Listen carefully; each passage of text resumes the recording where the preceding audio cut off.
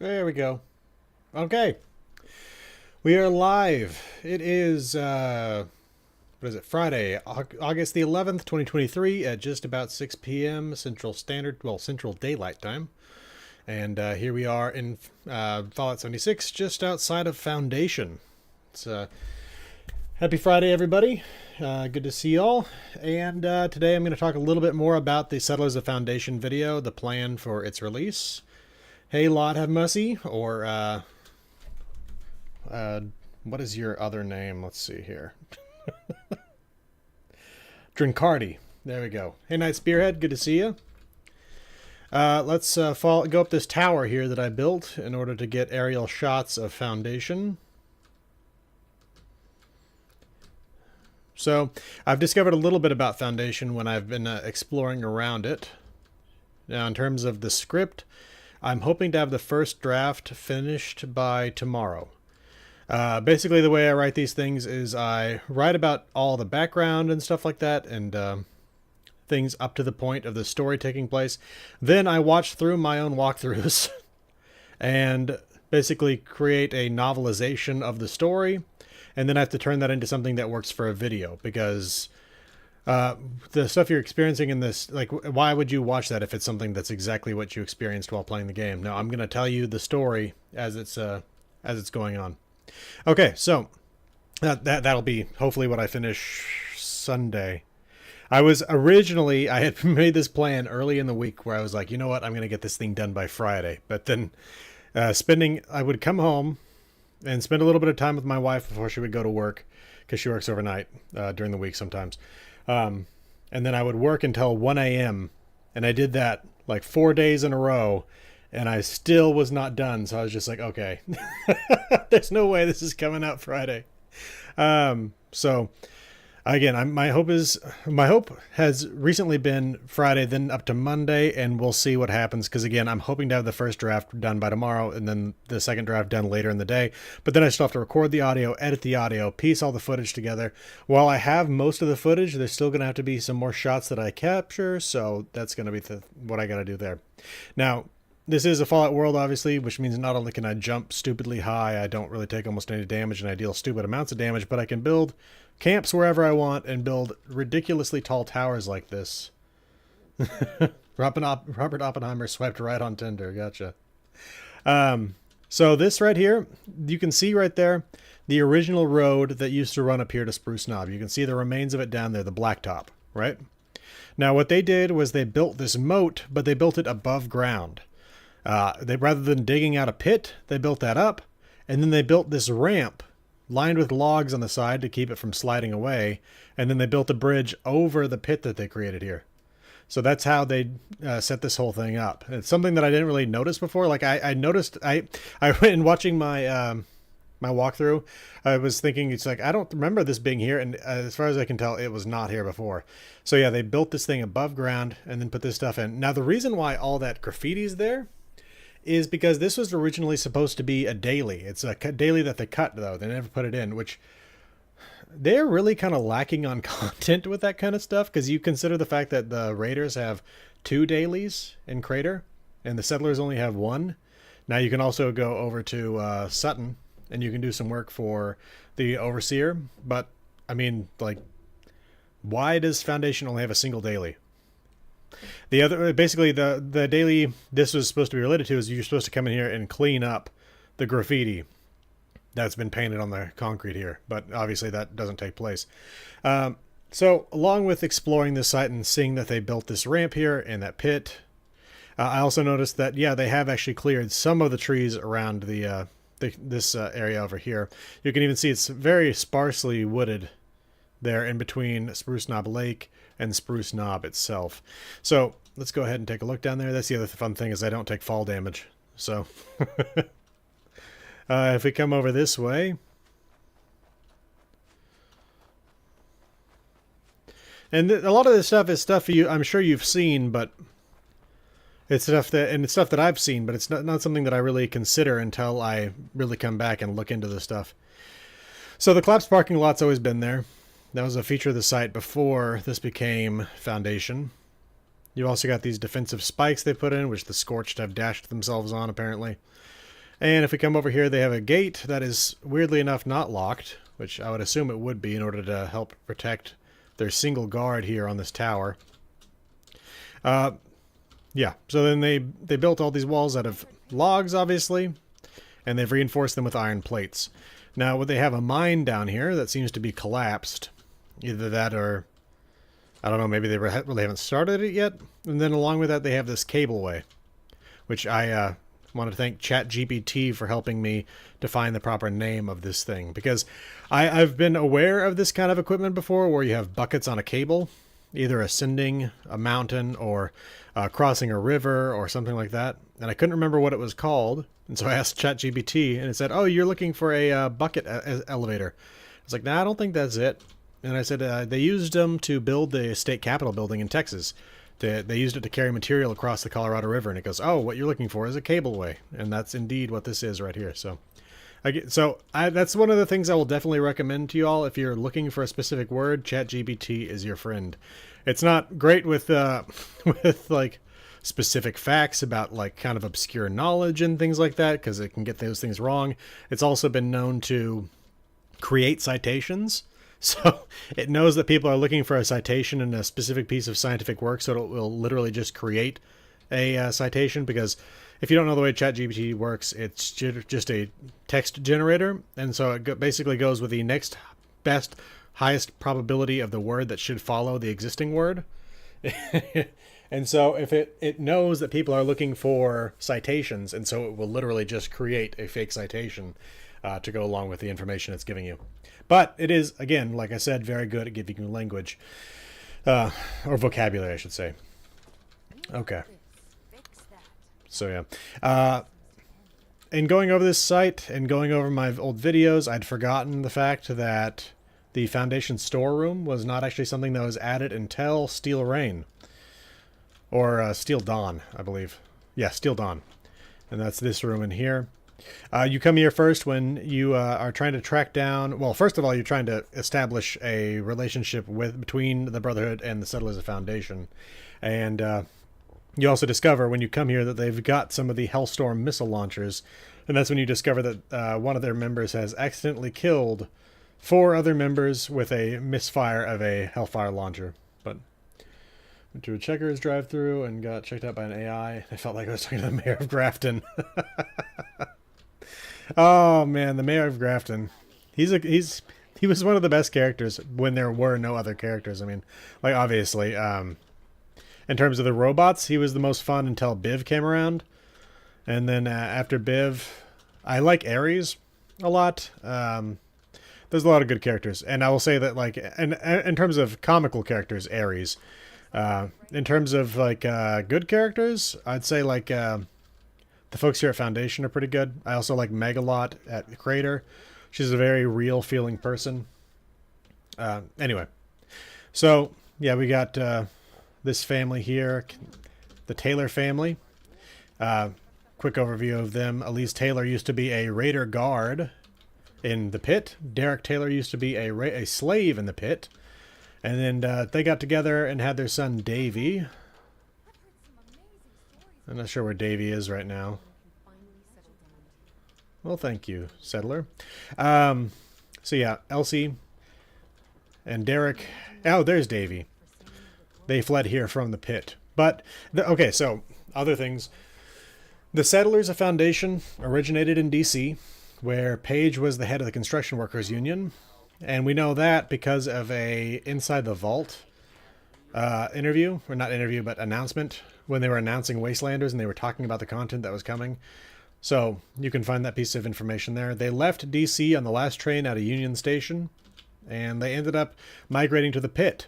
And they were actually living outside, like right next to the pit for a long time, up until 2102, early 2103. And that's when they fled here. So it's, you know, the interesting thing is that there didn't, even though the Settlers of Foundation are basically refugees from the pit, there's not really much discussion of that. And even when Skippy Rorich comes into Foundation, there doesn't seem to be much of a mention of the fact that these folks here were once his neighbors. Caleb Fisher with his Amish background is also a good character. I like Caleb. He's another character where it's like he's doing bad things because he wants to help his friends, not because he wants to do bad things. So, let's see. Yeah, there's more graffiti down here as well for that original mission to clean up a graffiti that never got into the game. And the weird stuff is that, like, they put in gourmands symbols when the gourmands did not exist by the time these folks came up here. Unless they're maybe saying with that some of the gourmands also happen to leave with the diehards. But as far as I can tell, the gourmands ate each other. The Cannibal Raider gang. Gentleman Johnny Two Guns Weston is the best name of a Fallout character. I will say that. I think you're right on that. The best nickname. Let's see. So in thinking more about Founders Hall, I do think that it has to be the case that this stuff was here beforehand. Yeah, let's get down in there. The cell name is Foundation Interior, but the sign outside says Founders Hall, so I'm going to go with Founders Hall. Especially because it sounds better than Foundation Interior. This stuff has to have been here. Because, I mean, the settlers are very good with construction, but this does not match anything that they've built. It's also rusted. And along with that, there's no way in hell they grew those trees. So I was thinking about what this could have been here for. And the fact that there's water here, and the fact that there's pumps here, makes me think that potentially they were using this site in order to pump water up from deep beneath the mountain, from the water table way down there. Let's head back outside. Because if you look at a real map of Spruce Knob, like I said last time, there's really no bodies of water nearby Spruce Knob. It's the tallest mountain in West Virginia. So, like, even if you're going to see a body of water, we're talking like a creek running down the side of a mountain. We're not talking large lakes or ponds or anything like that. So, my supposition is that they built this equipment in the base of this tower here at Spruce Knob to pump water up so that they could create the artificial lakes called the Spruce Knob Lakes. Or lake, I should say. So why don't I go ahead and take a look at that. Now, as far as I can tell, I have not done a thorough enough investigation, but as far as I can tell, there's no actual evidence that this is a man-made lake over here. But like I said, I've looked at the map before, especially when I was making my video on the comparison between real world and in-game Appalachia, and I did not see any bodies of water like this anywhere near Spruce Knob. So I'd like to think that what this is effectively the state of West Virginia wanted to create a natural area, so they ended up, oh, I just saw the Marlert Queen that's in the depths there, stuff loading in the way it is. So they basically built the equipment up there. They pump all the water up into the area beneath Foundation, and then they fill the lake up. And so that way they've got a recreational area with water, so they can do fishing, canoeing, camping, all kinds of stuff like that around this nice natural area, even if it's not really a natural area. So that's my supposition as to why that stuff is beneath Foundation.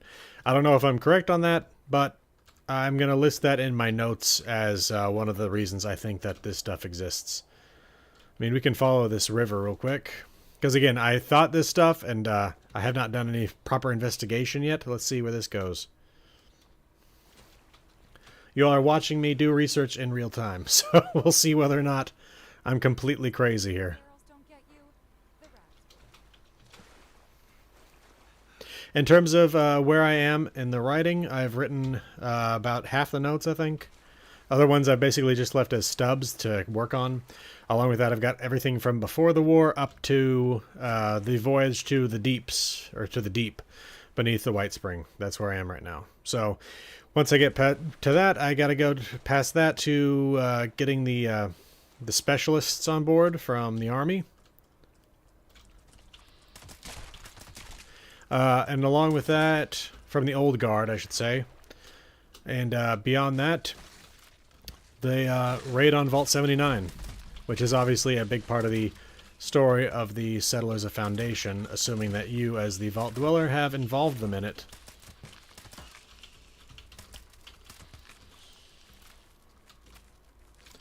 More Blood Eagle lore? There's a little bit of Blood Eagle lore, but yeah, there's not a terrible amount on how it was founded and things like that. So, if we look over here, this, I mean, maybe. This seems to be the source of the water that goes down into Spruce Knob Lake, and I don't see anything here other than this pipe that looks like it leads up to potentially towards the top of Foundation. Let's see. This thing is facing to the southwest, so it's coming from the northeast. But again, if we were to follow it just straight northeast, the hill drops off almost immediately. So I have to assume, yeah, it comes down from Spruce Knob. So I'm going to go with that in my notes. So there you go. That's where I think the water comes from the Spruce Knob Lakes, is Spruce Knob itself. And I think it's a man-made lake. What else is there to talk about with this place for the moment? I've been investigating more of the individuals. I just talked to you about the Taylor family. Along with that, there's Ward. And I don't really know if I knew that much about Ward before doing this. But let's see if his journal is in here. Yeah. Ward's journal. Ward used to be a raider, which, I don't know. Maybe I knew that. Maybe I didn't. It's been a long time since I investigated the Settlers of Foundation before. Because I was looking at it, and those videos that I made on this content come from 2020. So... And 2020 was such a crazy year that, like, I don't remember much of that year. And so, I don't remember whether or not I even read this thing in the first time around. But yeah, Ward used to be a raider. He found a self-help book that convinced him to own up to his past. And in doing so, he found that these people here ended up trusting him more. So that's how he ended up effectively becoming the number 2 or co-number 1 here at Foundation, right after Paige. Now, along with that, there's Dr. Aubrey down in the...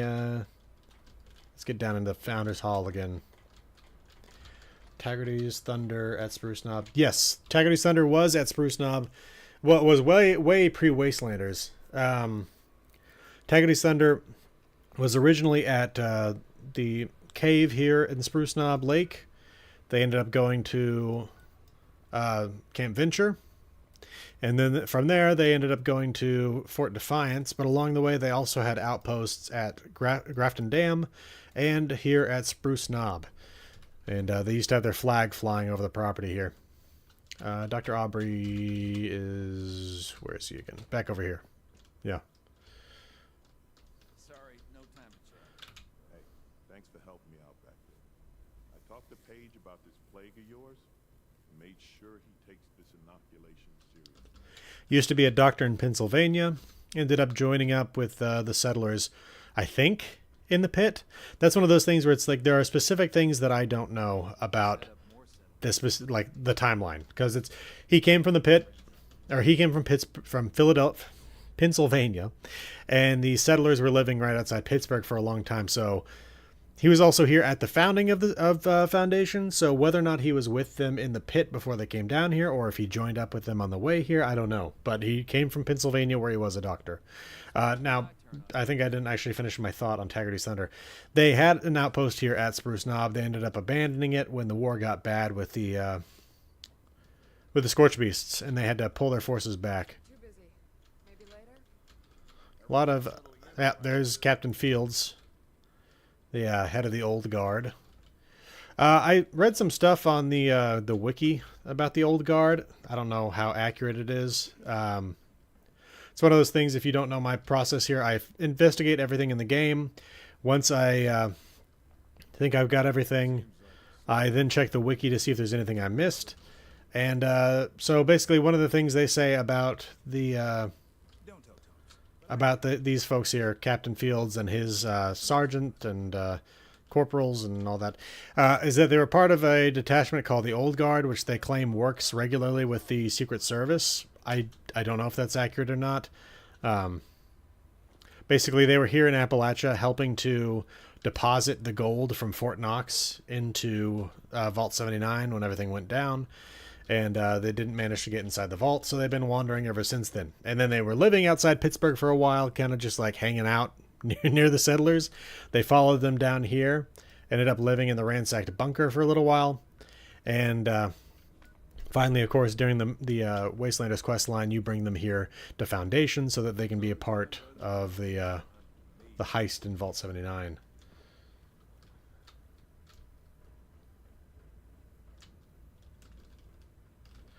Yeah, I mean, I did a video on the transcontinental voyage in terms of Romanis Detachment getting here.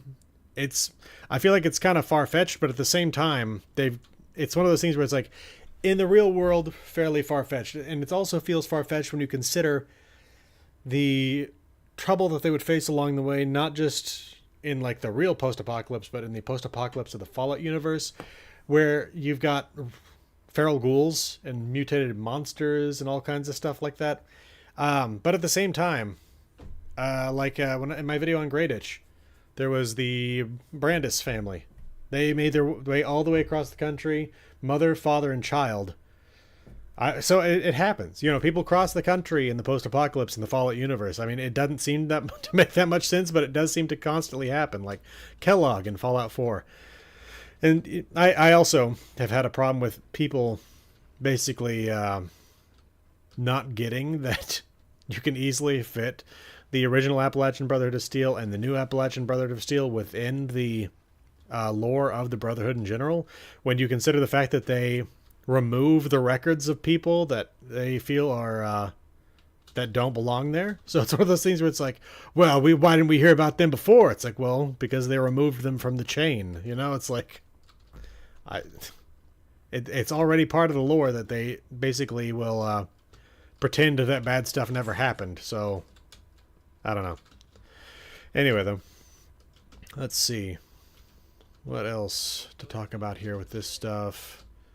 I mean, there's not really that much on page aside from that that bit that we got from the devs and the inside the vault. Along with that, he's got a couple journals, but they're more so about other people than about himself. Let's see, where is his stuff here? There's the elevator. Yeah, this is his room. See if I can. Okay, yeah, that's the holotapes. So I'd prefer just to read it rather than have to listen to it right now. But yeah, basically he's almost got his own survivor story sort of a thing. One of his holotapes specifically is him talking to Penelope Hornwright about her time before returning to Appalachia. So I'm also going to have a note that I think it's entirely possible that, well, first of all, if you don't know, Penelope Hornwright has a daughter. Her daughter is almost 20 years old, meaning that she was born sometime between 2083 and 2084.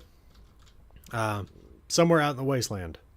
And the other thing about Penelope Hornwright is that before the bombs, she was dating Bryce Garahan of the Garahan mining family, the rivals of the Hornwrights. So I think it's entirely possible that her child is half Hornwright, half Garahan, and that Bryce Garahan is somewhere out there with her daughter in a vault. Because that's why she's a ghoul. She decided to trade her services closing a malfunctioning vault door for her family being able to stay inside the vault. So.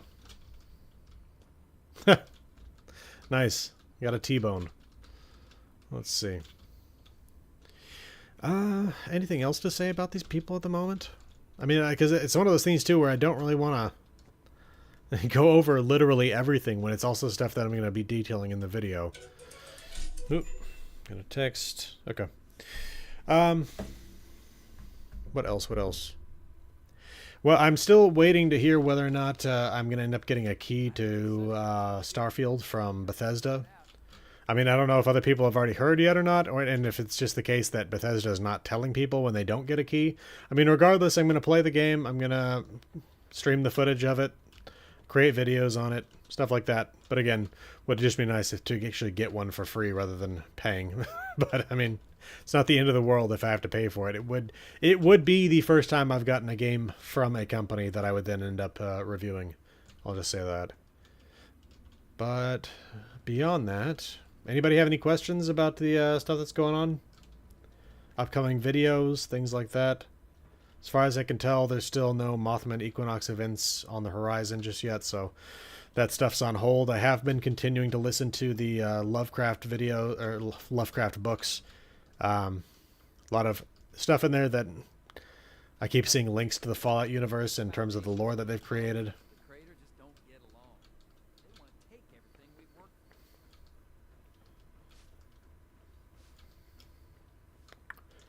for. Well, I think that'll do it then. Unless somebody has something else specific they need. I'm going to basically spend some time with the wife and then get back to work on getting the script done, getting the video out as soon as possible.